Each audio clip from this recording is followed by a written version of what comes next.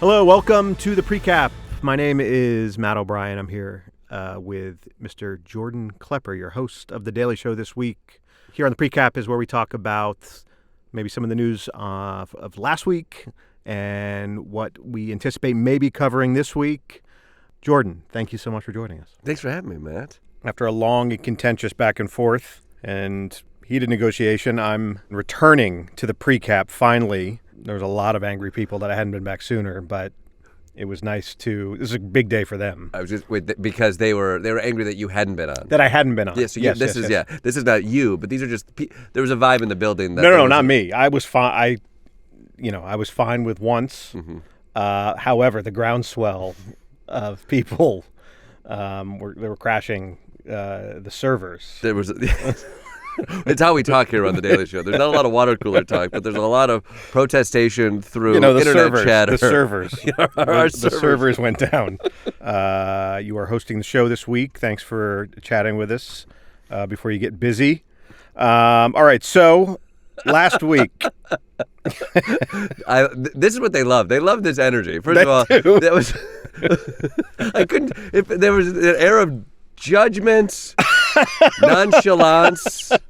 Also, like such an air of ownership. Thanks for hosting the show this week. I suppose. See, I take time out of your busy. I schedule. I don't know why I haven't been asked back sooner, because based on the top, we've got something to really bottle here. But there's a ramble. I think people they really like they like moving in and out of. But that's the podcasting, vibes. right? It is. It's just we're filling time. If we do this right, we will just vamp until an advertisement hits. Exactly.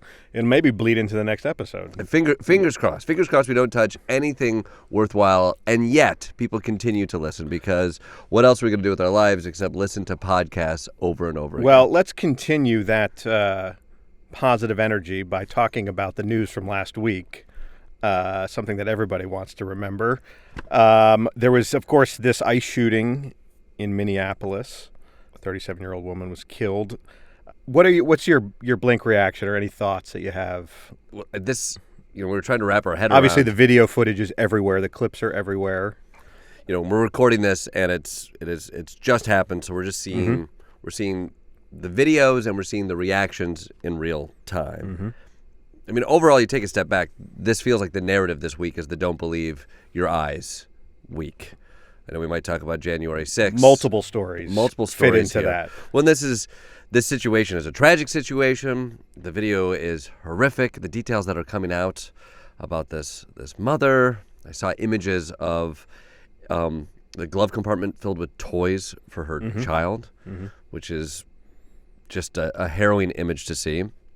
Not to mention making assumptions about who she was and what she believed based on, a terse description on social media, not really having any of the facts or any of the information. Well, it just goes to, we're seeing this reaction. The reaction in real time is a reaction of partisanship and of blame with no information. And it jumps over this very human space that we used to have that you would fill with empathy or sympathy when tragedy took place. A shooting, let's wait and see. Death, let's wait and see. But in that space, in that little space, there's a space where there was a human reaction to it. We saw this with the Reiner story a few weeks ago, which was horrific and infuriating, and to see the administration jump into that space where you could connect as a human without partisanship.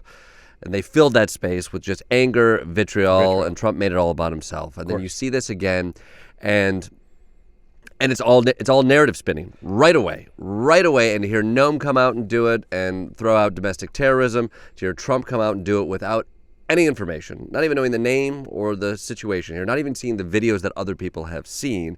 And suddenly we're not talking about this horrific situation. We're not talking about this woman. We're not talking about the child who doesn't have a mother anymore. We're fighting over what the narrative is and who is to blame and how you can weaponize this for further actions in the streets. And do they fit into this very very broad definition of who is the enemy? Mm-hmm. And they did it, right-wing media, and the president. But so Rob Reiner disagreed with me. So he's an enemy of America. And this woman, Renee Nicole Good, who was shot, She had she, her in her bio, and she was a lesbian. So anything that doesn't fit within this definition of what is patriotic and what is their vision of America they start to bleed into, well, they're an enemy of our mission. And it seems like the qualifications of that keep getting smaller and smaller. Well, she, her, she had to be a paid agitator, even though we have absolutely no evidence of that. Just log off and feel. Just if you're at this point where you feel like you have to choose a side, log off and feel. Give it a shot. Give it a shot. That's a nice mantra. Just log off and feel. And then the secondary part of this is this video, and it's going to be overanalyzed a billion times. But from what I have seen, it seems like a horrific situation, and it seems like a situation where a shooting should not have taken place. Sure. It didn't feel like it was a self-defense shooting. It felt like a murder and a tragic situation. And yet again, we're being asked to not believe the things that you see. Believe the administration, believe your partisan leanings, don't believe your eyes. Which, I got to tell you, put that on a T-shirt. This administration loves to put that out there. Of course, and everybody's seeing the same video, and to see such starkly different interpretations of it is kind of baffling. I don't know. I can't really think of an analogy or another time where people are seeing what's in front of them and running it through such broadly different filters in their minds. I did a field piece for the show when Hillary Clinton was the conspiracy theory was that Hillary Clinton was using a body double. Right. And that there was somebody who was pretending to be Hillary Clinton. She was out there. So what we did is we printed 2 identical pictures of Hillary Clinton. And we went to a Trump rally, and we showed people identical photos of Hillary Clinton and asked them to point out which one was the body double. And they did. Of course. They consistently did. And yes. Beyond it's better than being wrong. It's better than being wrong. Yeah. And you find it. That's the thing. When you have these blinders on, the blinders of partisanship, you find the difference. There you go. Identical photos. There's nothing at play here, and yet people would look at that photo and they would say, well, you can tell the eye is different here. You can see the hair is different here. The color is slightly off. It's like, no, what is off is the filter you have on right now. And I think we all have those permanent filters that are put in front of our eyes here that we see all of the news with. Of course, moving on from that dreadful story to the next one, we kidnapped the president of Venezuela, seized a couple of their oil tankers, and now it's slowly starting to crystallize what our semblance of a plan is moving forward. Essentially, the latest is that we are going to essentially micromanage Venezuela and run Venezuela by seizing their oil and using the profits to run the country. That's as far as we've gotten. And it feels like, what comes to mind is it feels like a private equity firm coming in and firing everybody, in this case kidnapping, and saying, okay, we're going to take it over and run it and essentially use the money for what we see fit to make it run more efficiently. Sounds like a good plan. It does. It sounds like they've thought it through. I've never heard of bad situations where that takes place. If you can name a historical precedent, particularly recently, that this has proven to be a bad idea, I'd love to hear it. So basically, we're going to take the oil money and put it in what amounts to a slush fund for the president, a checking account for President Trump, to do with what he sees fit. I think you could fit it into the "Don't believe your eyes." The world is crazy right now. Yes, I know. It just feels wild. I think you could fit it into "Don't believe your eyes." I mean, although what is there's a detail here that is always compelling to me is we kidnap a president and we're going to steal their oil. And America has not always been on the up and up when it comes to situations like this in the past. You look at the Iraq War, and yet there was at least an expectation that America would make an argument towards the better angels, that for democratic norms, for the safety of the people, like there was an understanding at that time, even though tomfoolery was at play, and there were oil companies that were making a killing, and there was a lot of things at play outside of the general welfare of the Iraqi people and the Americans at the time. There was still an understanding that the articulation around why America was there had to be Had to be above board, had to be moralistic in some sense. And check and balance on that, if you will. Yes.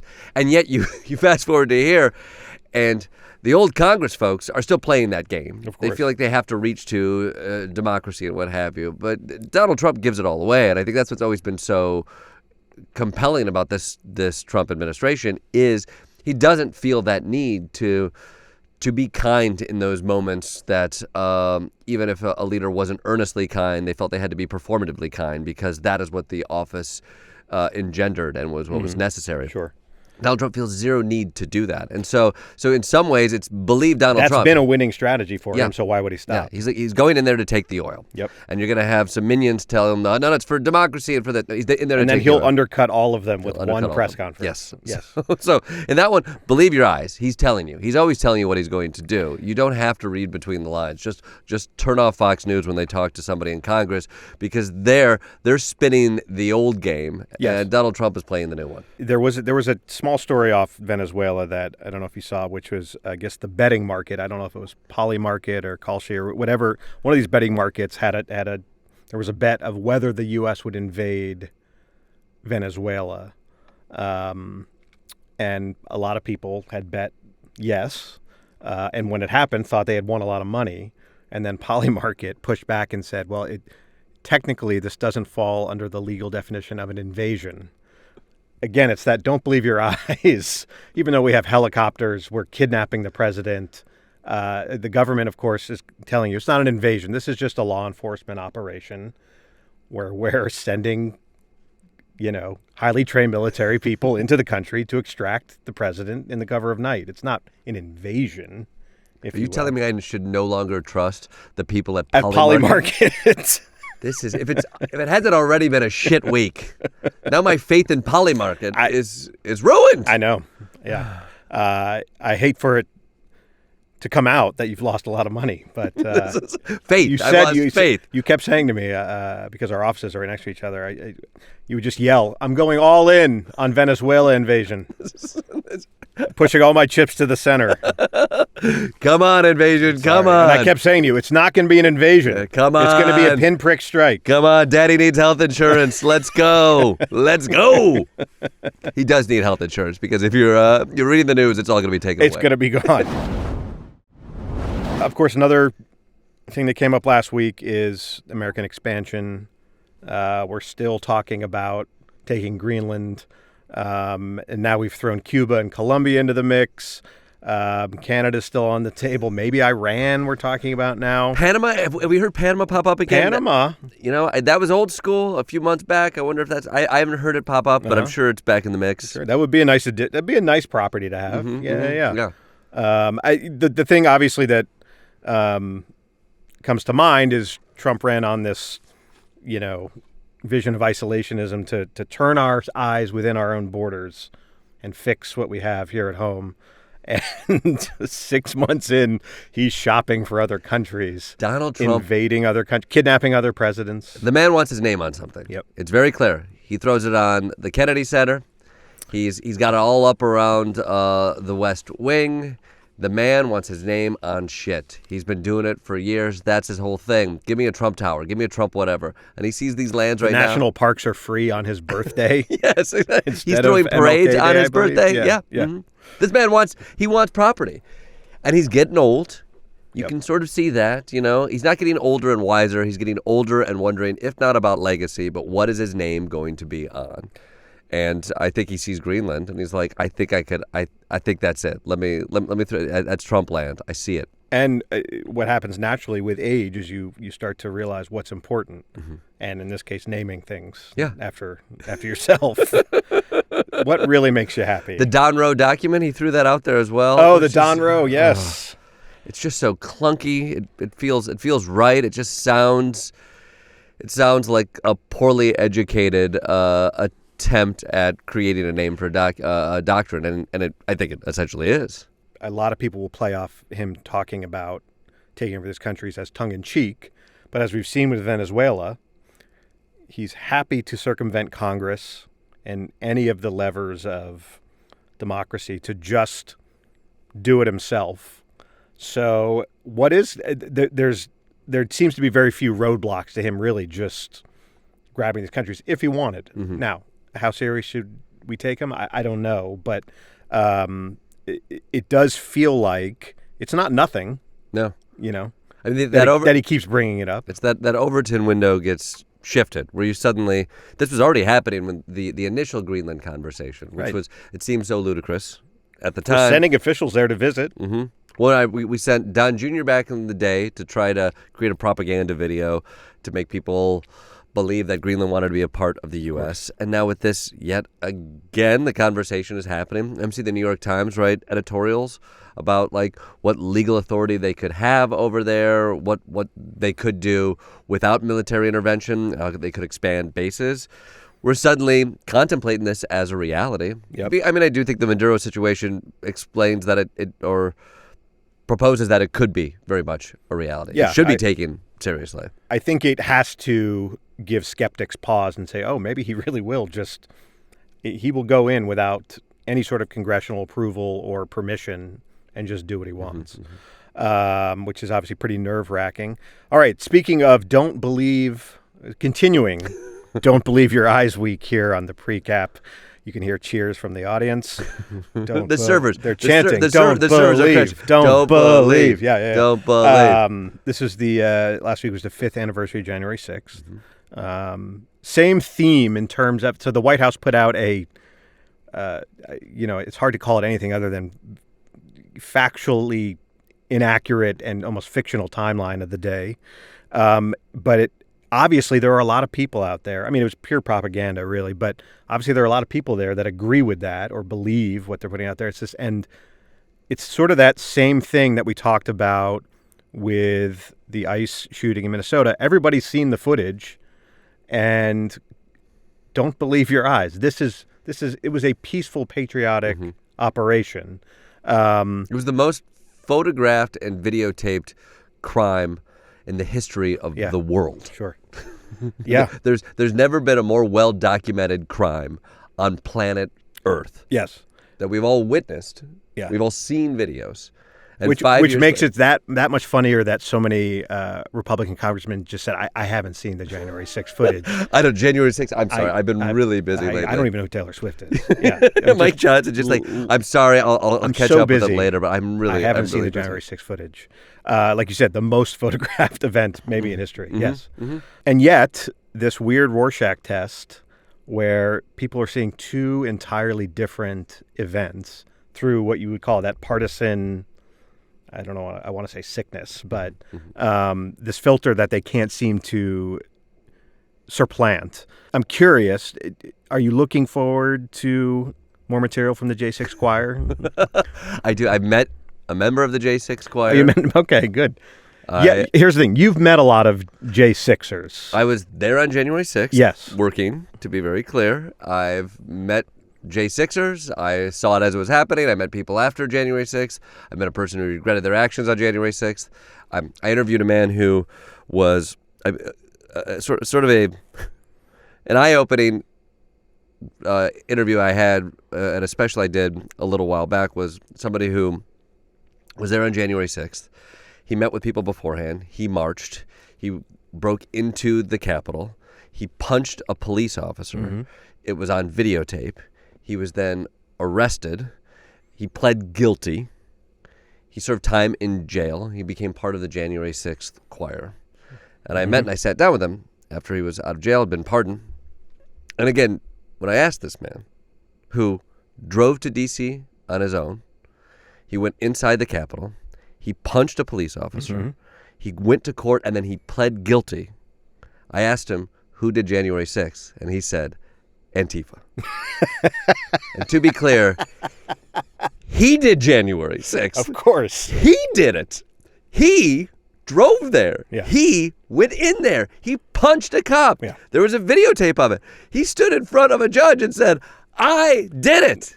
And then when he sat down in front of me, he said, Antifa. That shit was Antifa. The human brain is an amazing thing. It does these contortions and shuts off at times. The desire to to believe the thing you want to believe overrides the desire to understand what is happening every fucking time. The only thing that he took from January 6th was the gift of music. That is true. And you know what? So, in some silver ways, lining. Maybe it was all worth it. Oh, God. In the end, that beautiful voice, that choir, it really has so many bangers. Hey, will you cut me out saying it was all worth it? No, that's sorry. That stays? That stays. Oh, that stays. All right. Every minute precious on the pre-cap. We're going to need to cut it for time.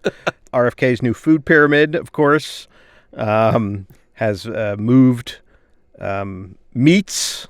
I guess red meat being as important to the top of the pyramid, he's inverted it. Red meat is now as important to ingest as fruit and vegetables. To be clear, I'm always confused by pyramids. Yes. They're a wonderful structure. I'm not anti-pyramid. But I don't fully understand. We work our way up a pyramid. Our Egyptian listeners breathing a sigh of relief. Yes, I'm pro-pyramids. Yeah. Uh-huh. All right? I don't like the ways in which they were constructed. Yes, of course. I'm union labor when it comes to pyramids. Mm-hmm. But you would be a fair pharaoh. would be the fairest of pharaohs. Fairest of pharaohs. Fairest of pharaohs. Okay, good. And I don't even need a pyramid. You know, just some altar. I don't know. It'd be very. I'm Midwestern in my Pharisees' wishes. But when I look at a Midwestern pharaoh, classic Midwestern pharaoh. He just wants everybody to like him. He's just a sweetheart. It's just a respectable little place to bury him and his wishes. You know, watch the Packers. Yes, watch the Packers. Send him off not into the River Hades, but into the Kalamazoo River. You know, up past Ypsilanti. Kayaking. But like with a pyramid, where do I start with the pyramid? I'm looking at this pyramid now. Yeah. Do I start eating at the top and then working your way down? Yeah, you're right. Like crawl up from the bottom. It's confusing. Like Laszlo's pyramid, right? Laszlo, you like complete the bottoms and you move your way to the top. Exactly. So I think, is that sort of what we're supposed to be doing with the RFK pyramid? I would say I don't know that it's been scrutinized in the way that you're suggesting. I think they just said turn it upside down. That looks cool. Yeah.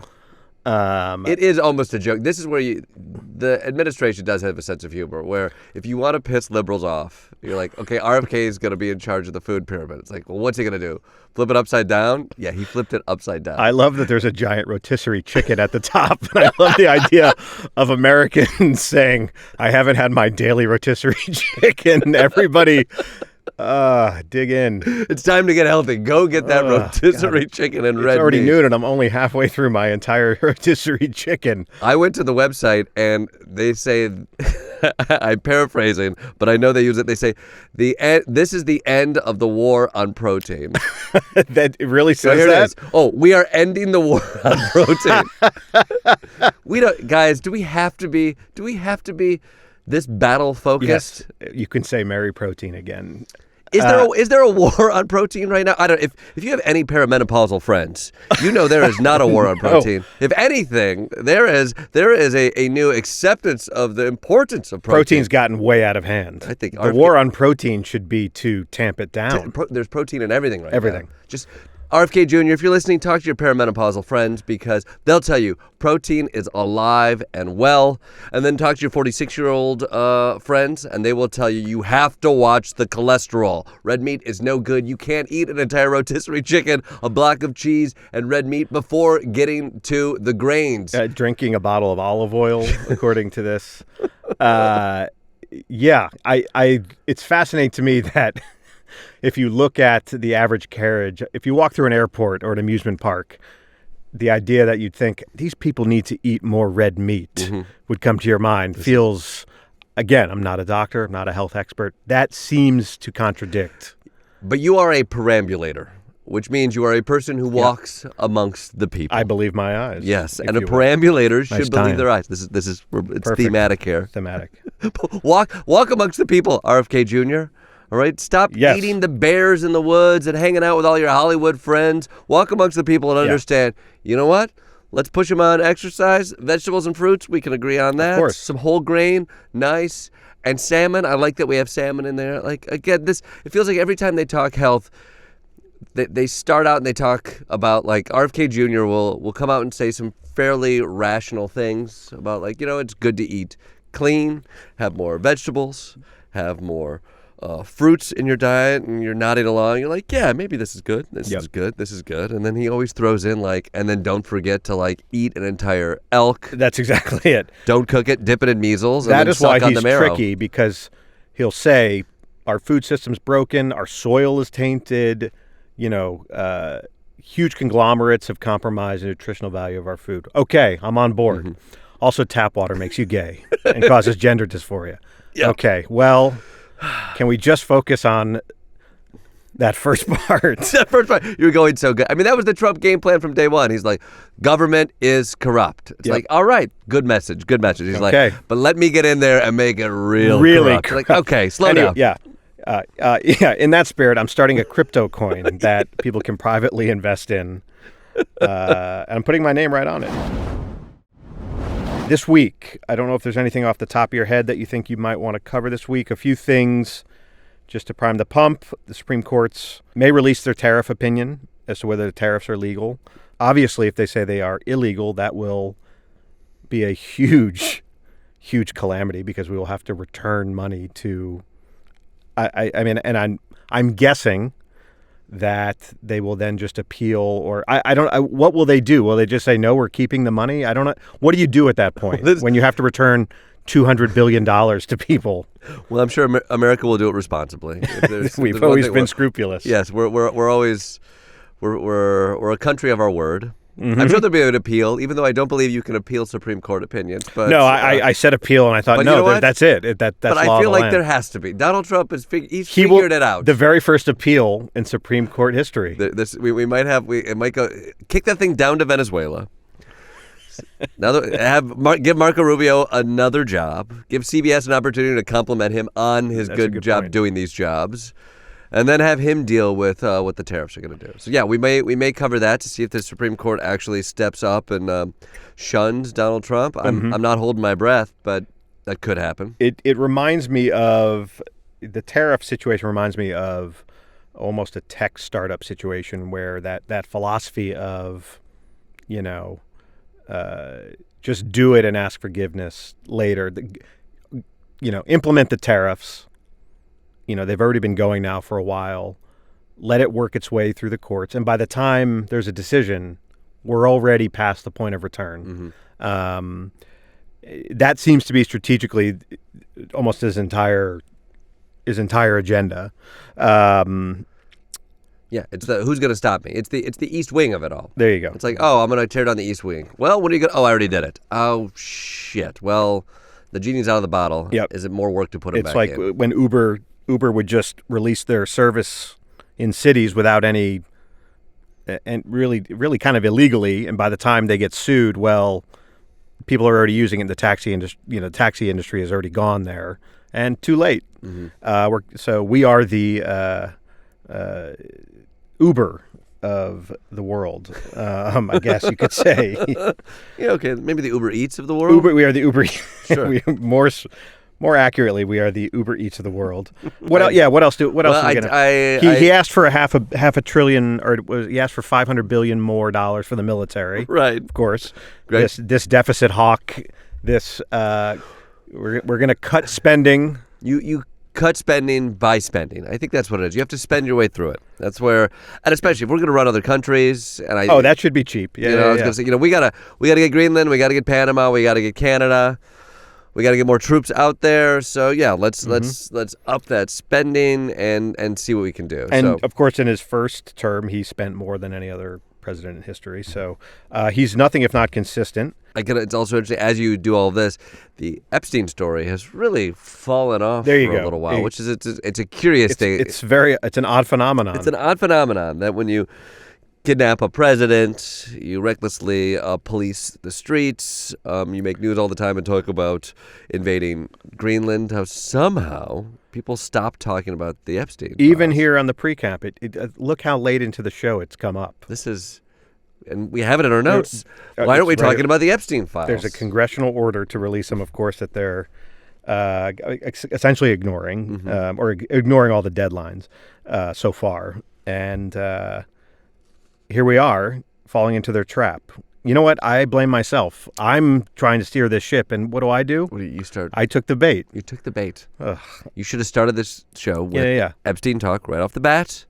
That's the responsible thing to do. Well, you got so cocky about being. We'll get to Venezuela if there's time. Yeah, exactly. So what do you expect to cover this week, if you could guess, if there's anything on your mind or that you think will be inevitably something we have to talk about? Well, it does feel like this, we're sort of at the beginning of what is happening in Minneapolis, and we're watching this response and this narrative shifting in a way that I think will continue into next week. Where that will be, I don't exactly know, but like what we've been watching, what is, Trump sending ICE to all of these cities has been sort of a powder keg, and perhaps this is lighting that powder keg. So I wouldn't be surprised if that is something we're covering in the new week, as well as watching what's happening internationally with Venezuela, tracking whatever jobs Marco Rubio gets and whatever chaotic things Stephen Miller says that tries to make him more and more a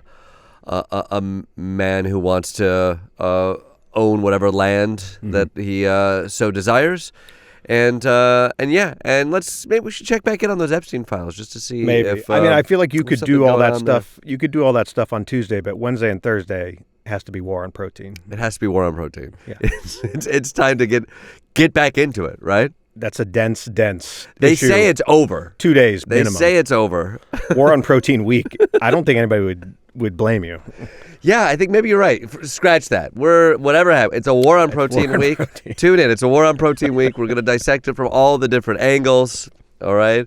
Sit on your couch, cook up yourself a good couple rotisserie chickens, and watch The Daily Show as we unpack this war on protein. Do your part to fight the war on protein. One rotisserie chicken per day. All right, Jordan Klepper. We call this the Daily Show and Tell. Something on your mind, something you've watched, read, listened to, argued with someone about, anything on the Klepper brain. Well, anything to share? You know what? Forgive me if this is pretentious, but it is. I joined a book club to read the book Ulysses by James Joyce. There's a wonderful theater company called the Elevator Repair Service, which is doing a big run of Ulysses at Joe's Pub here in New York. You should see them. They're a wonderful theater company. But in addition to putting that show up, they offered up a book club to actually read this notoriously difficult text, which I've attempted multiple times, failed horribly. And for the last month and a half, I've been in a book club trying to work my way through this book. And it's been infuriating, impossible at times, incredible at times. Yeah. It feels like when I was in middle school and we didn't have Showtime or Cinemax, but you'd go to the channel that had Cinemax and it was just all the squiggles, and then every so often the squiggles would unsquiggle and you'd see a nipple. That's what reading Ulysses is like. Where I'm just I have no idea what this is about. I have no idea about it. It's about Dublin. It's about Dublin. I see it. So that has been my experience of reading Joyce. But it's been wonderful to read something that is so dense and hard and difficult and yet rewarding because you start to piece these things together. And quite frankly, boy, getting lost in a novel that's not there just to make you escape, but there to sort of challenge what you can do with a literary form has been wonderful. And it has made me insufferable to the people around me. Yep. Because I'm I want to talk about the Circe chapter in Ulysses. And people are nobody wants to fucking talk about that, all right? Watch The Chair Company like a real person. And also, you don't even understand what happened in that book. And I'm I don't, but I need to talk it out with somebody. And so that's where I'm at with my life. James Joyce, did he write Heated Rivalry? Yes, exactly. He did. There's a lot of sex in Ulysses. There is a lot. At least that's what I'm told when I can sort of make out what's happening, which is, again... It's a great analogy of the squiggle line. It is. Ooh, is there gyrating? Is there jostling? I think that's what it is. It's this is the part about sex. Oh, yeah, I guess that is what they're talking about. Okay, interesting. What are you showing and telling? What am I showing and telling? Yeah. Thank you. Thanks for passing it over. I want to know what is the Matt mind? What has tickled your fancy? Well, my daughter got a fish tank filled with fish and a snail from Santa. And we woke up yesterday morning and saw 15 baby snails crawling around the tank, and another sack full of them. So we're expecting a total of about 30 snails. And it's, obviously a wonderful thing when you discover you're expecting snails. Wait, out of one snail?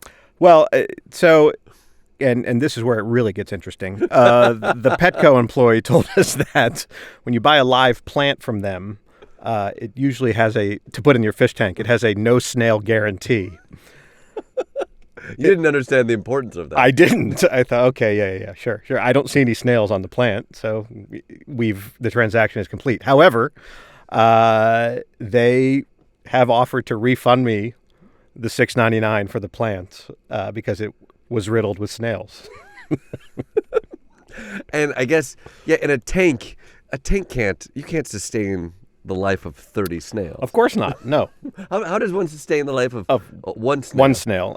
They, I believe, feed on buildup in algae and they're helpful to clean your fish tank.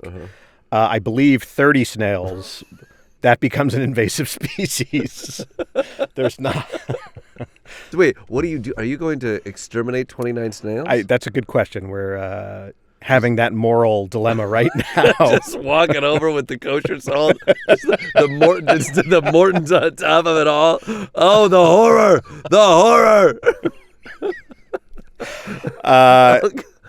Honestly, yes, that's probably what's going to happen. I don't know. You can't.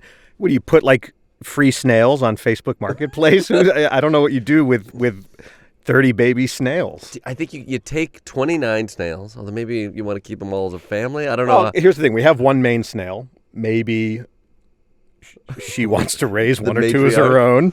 That's a tough choice. Do you take all the snails to Prospect Park? I think that's... Can you find a puddle of urine in Prospect Park? I'm going to show up. I'm going to show up at the Humane Society with a crude cup of water containing snails and say, I'm rehoming these. How big are these snails? Tiny. I mean, baby snails, like smaller than a dime.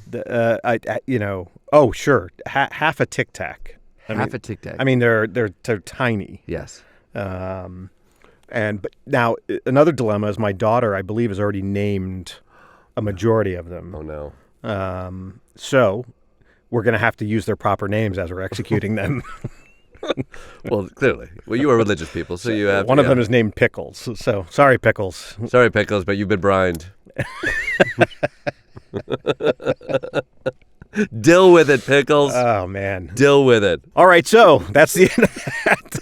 The majority of the episode was about how to kill baby snails. A little bit of talk about the Epstein files in Venezuela. That's the pre-cap. I've been Matt O'Brien. This is Mr. Jordan Klepper. Please catch him hosting The Daily Show all this week on Comedy Central and Paramount Plus. Jordan, thanks for stopping by. Thanks. Protein Week. Check in. War on protein. Explore more shows from The Daily Show podcast universe by searching The Daily Show wherever you get your podcasts. Watch The Daily Show weeknights at 11, 10 Central on Comedy Central, and stream full episodes anytime on Paramount Plus. This has been a Comedy Central podcast.